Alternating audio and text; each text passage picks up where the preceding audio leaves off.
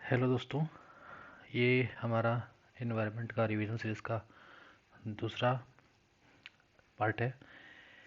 Last lecture में हमने population forecast के कुछ मेथड के बारे में स्टडी किया था, जिसमें हमने arithmetical increase method, geometrical increase method के बारे में स्टडी की थी।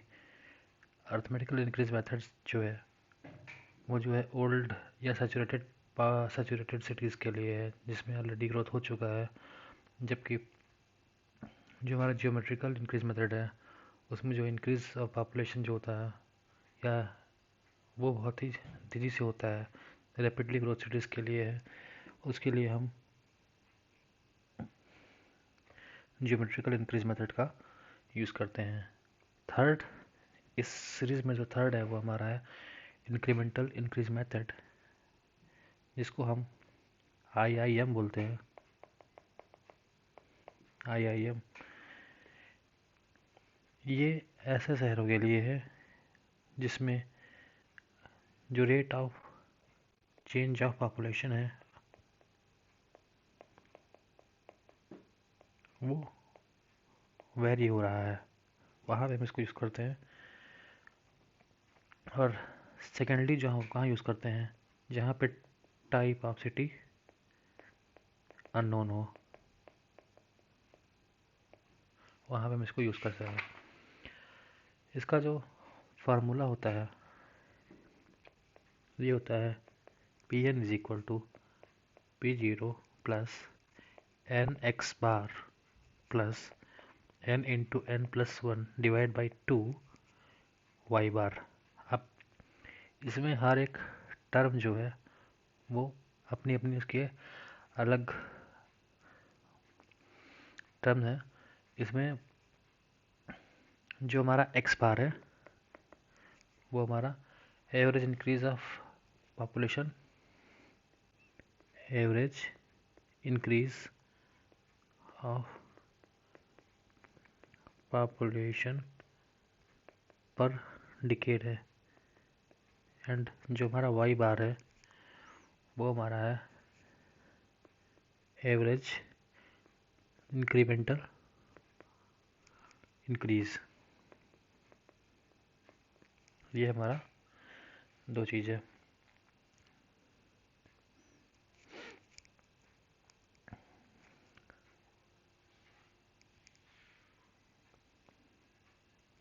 थर्ड के बाद में हमारा जो फोर्थ मेथड है, जो हमारा वो है डिक्रीज ग्रोथ रेट मेथड।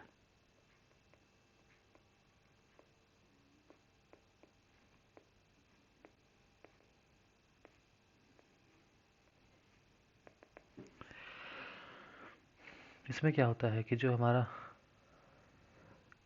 जो रेट ऑफ इंक्रीज है वो अपना रिड्यूसिंग में होता है। जैसा कि कोई हमारा शहर जो सैचुरेशन पे पहुंच गया है, उसके बाद में जहाँ पे रेट ऑफ इंक्रीज जो है वो रिड्यूसिंग है, जैसे पहले 10% है, फिर 8%, 7%, 6%, ऐसा कुछ मान के चल सकते हैं।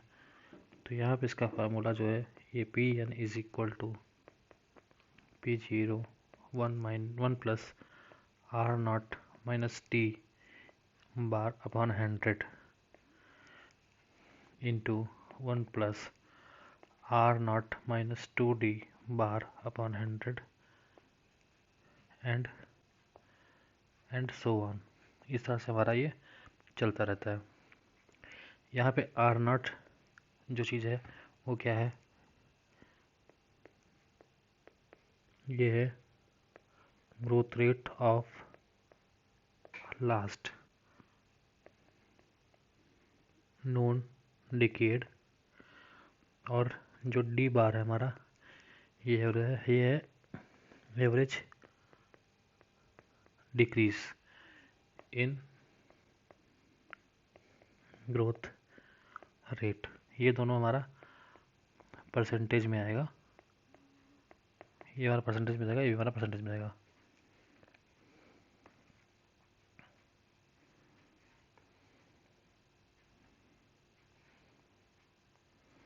ये हमारा इन परसेंटेज है, ये भी हमारा इन परसेंटेज है। ठीक है, इसके बाद में हमारा पांचवा जो है वो इसका दूसरा पार्ट है। ये तो हमारे जो है नॉर्मल फार्मूले से ही हम लोग डिराइव करते हैं। इसके बाद में जो है ग्राफिकल मेथड आता है। ग्राफिकल मेथड, ग्राफिकल मेथड में हमारे तीन आते हैं।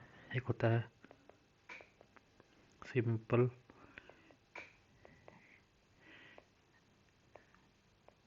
Graphical method, comparative,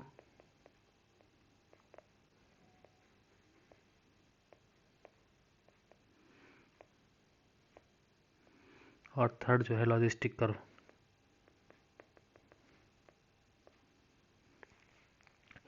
simple graphical method में क्या होता है कि जहाँ पे इसमें जो ग्राफ होता है वो परसेंटेज की पॉपुलेशन वर्सेस टाइम का ग्राफ होता है। ये जो होता है ये होता है पॉपुलेशन वर्सेस टाइम का ग्राफ होता है। सपोज फॉर एग्जांपल जैसा मान लीजिए अगर हमारा कोई ये हमारा ग्राफ है, ठीक है, तो जैसे जैसे हमारी टाइम बढ़ रहा है वैसे वैसे हमारी पॉपुलेशन बढ़ती जा रही है। सपोज इसको हम अगर यहाँ पे टाइम कंसीडर कर लें और यहाँ पे पॉपुलेशन कंसीडर कर लें, तो एज टाइम इंक्रीजेस ये हमारा पॉपुलेशन बढ़ती जा रही है, ऐसा इसको मान सकते हैं।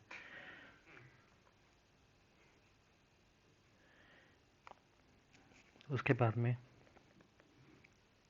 It is not so important, दोनों ग्राफ्स हैं। इसमें एक लॉजिस्टिक जो है वो थोड़ा सा इम्पोर्टेंट आता है। तो लॉजिस्टिक कर्व मेथड है क्योंकि इसमें फार्मूलेज दिए हुए हैं और फार्मूलेज बहुत ही ईजी हैं। बट कंपैरेटिव ग्राफिकल मेथड के बारे में बात करते हैं।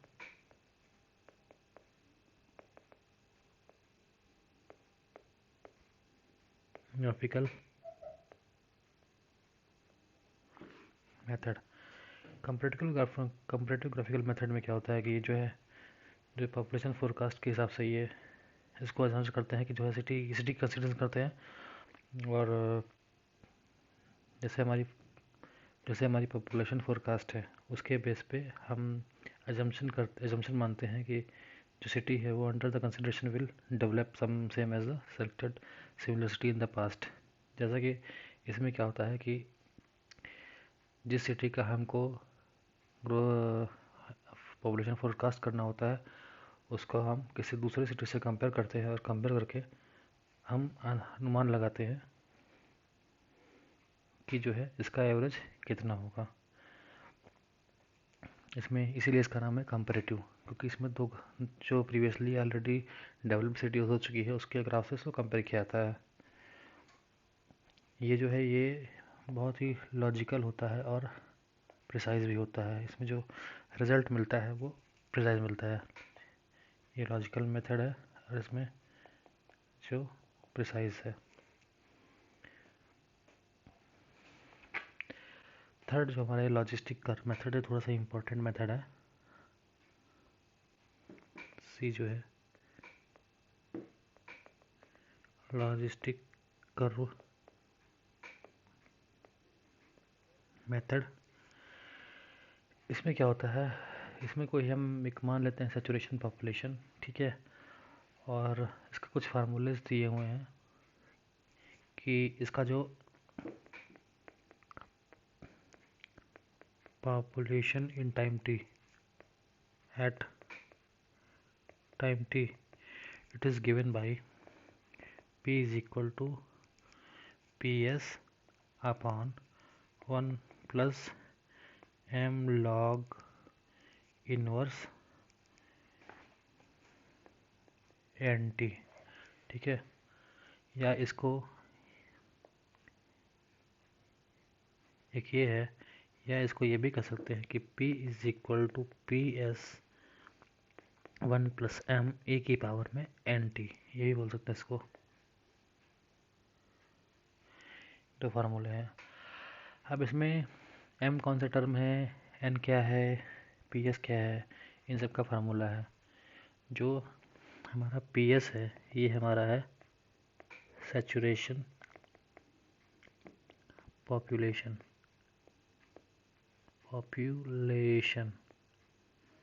तो ये जो PS इज इक्वल टू होता है 2 P0 PA1 P2 minus P1 square P0 plus P2 upon P0 P2 minus P1 square.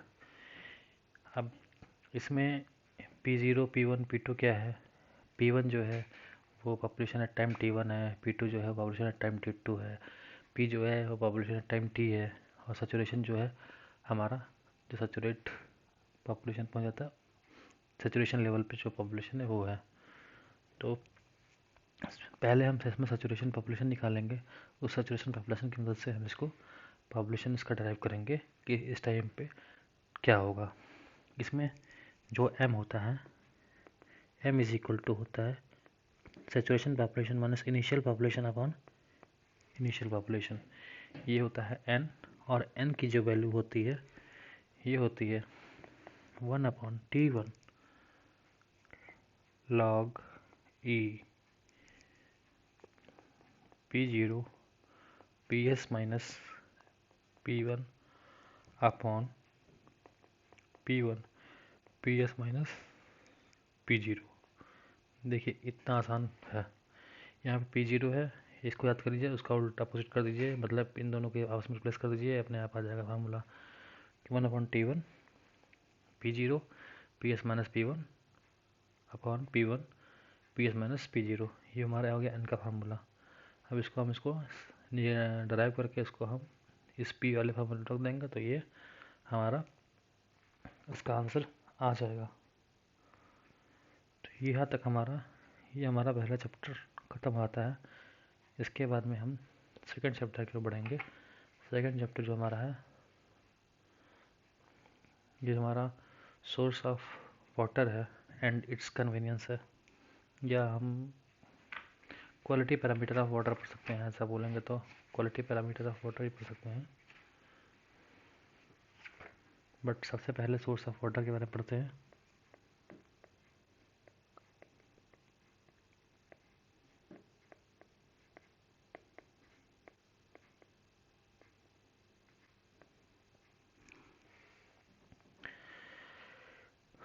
Source of water में सबसे पहले जो हमारा सोर्स ऑफ वाटर है वो दो टाइप का होता है, सरफेस वाटर और सब सरफेस वाटर। सरफेस वाटर में हम जो हमारा लैंड है, लैंड पे जो ये मतलब है पॉन्ड है, लेक है, रिवर है, ग्लेशियर्स है, स्टोरेज रिजर्वायर वगैरह हो गया, ओशियन हो गया, ये सारे सरफेस सोर्स है।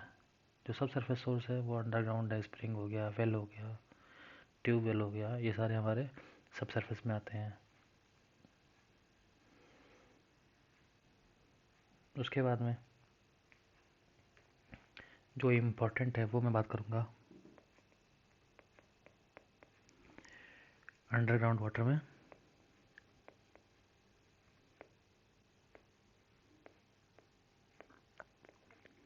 ये चार टर्म बहुत ही इम्पोर्टेंट है और बेसिकली पूछे जाते हैं। एक होता है एक्वीफर, फिर एक्वीक्लूड, एक्विटर्ड,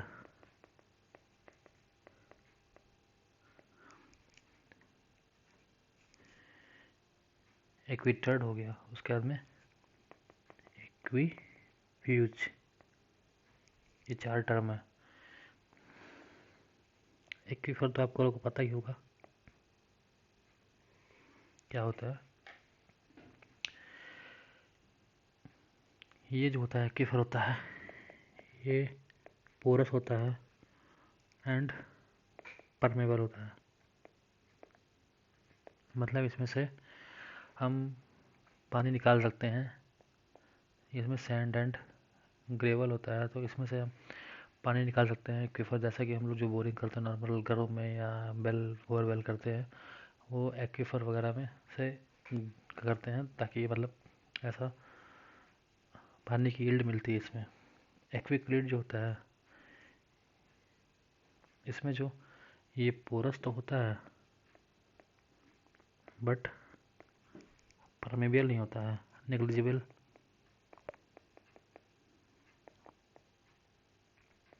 परमेबिलिटी मिलती है इसमें। अब नेग्लिजिबल परमेबिलिटी इसमें कम होती है, वो है क्ले से। एक्चुअली इसमें जो सॉइल होता है वो क्ले होता है। थर्ड जो है हमारा एक्विथर्ड होता है, ये लो पोरस है। And low permeability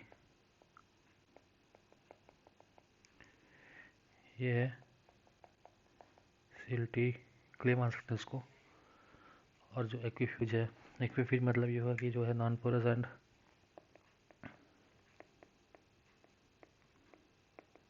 not permeable. ये जो है राख होता है, सपोज हमारा ये कहीं पानी है, इसमें कोई हमारी राख है, ये प्रीवियस लेयर है, इसके नीचे जो है पानी भरा, कहीं पानी चला है, तो ये जो है हमारा एक्वीफ्यूज में आता है।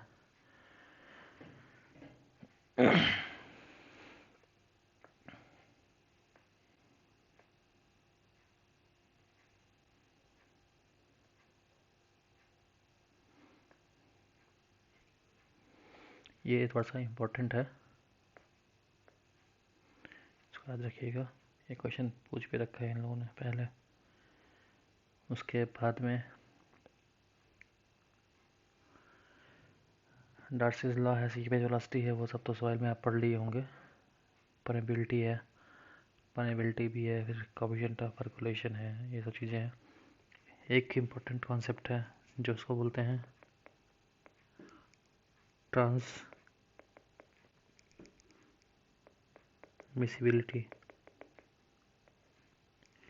ये टी है, इसको टी से रिप्रेजेंट करते हैं। ये जो होता है, ये होता है रेट ऑफ फ्लो। ये होता है, ये होता है rate of flow of water through, किसके बीच से, through entire medium of unit width under unit hydraulic gradient. इसको थोड़ा ब्रीफ में पढ़ेंगे। टी इज इक्वल टू क्या होता है, rate of flow of water. Rate of flow of water को हम डिस्चार्ज से रिप्रेजेंट करते हैं, ये होता है Q upon entire medium of unit width under unit hydraulic gradient. मतलब यूनिट विड्थ हमारी हो गई B into unit hydraulic gradient हो गया आई, मतलब इसको हम डिवाइड कर देंगे, ठीक है। अब क्यू जो होता है, ये क्यू होता है इज इक्वल टू होता है, क्यू इज इक्वल होता है वो वेलोसिटी इंटू एरिया और इंटू आई बी। वेलोसिटी आपको पता है, ये होता है permeability into hydraulic gradient into area upon I into B. I से आई कैंसिल हो गया। एरिया को हम अगर रिप्रेजेंट करना चाहें, क्रॉस सेक्शन एरिया होती है, अगर ये हमारा बी है, ये हमारा डी है, तो ये हमारा जो एरिया होगा बी इंटू डी होगा, तो इसको लिखते हैं B into D upon B, तो ये बी से बी कैंसिल हो जाएगा। तो ट्रांसमिसिबिलिटी को जो बोलते हैं, इसको हम रिप्रेजेंट करते हैं के इंटू डी से, और इसका जो यूनिट होता है, ये होता है, इसका जो होता है मीटर पर सेकंड होता है, और इसका डी का मीटर होता है, इसको लिख सकते हैं मीटर स्क्वायर पर सेकंड। ये हमारा यूनिट होता है इसका।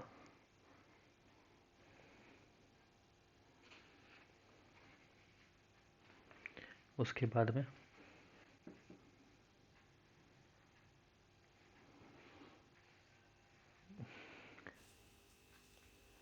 kindly subscribe my channel, like my videos and press the bell icon for more update.